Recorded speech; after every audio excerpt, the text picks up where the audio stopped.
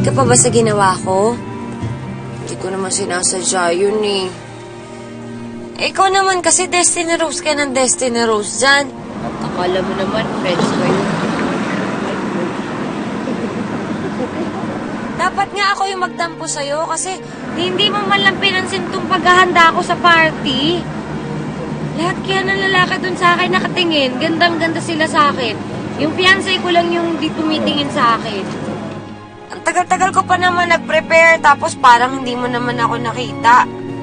Jasmine, that's why you're late. Wala ka nang nabutan. Mas inuna mo pa sa pagpapaganda kaysa sa pagtulong. Jasmine, that's not an awards night. Hon, I was expecting from all the people, you'd be the most interested dahil napagdaanan mo to. Diba? Sorry na. Sorry na.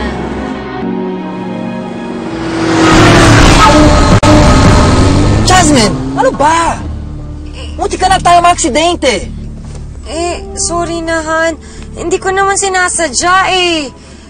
Naglalambing lang naman ako kaya ako nagawa yun. Dati naman gusto mong kinikiss kita. Bakit ngayon parang ayaw mo nang hinahalikan kita? Siguro ayaw mo na sa akin. Jasmine, hindi naman sa ganon. I'm sorry. Nabigla lang ako.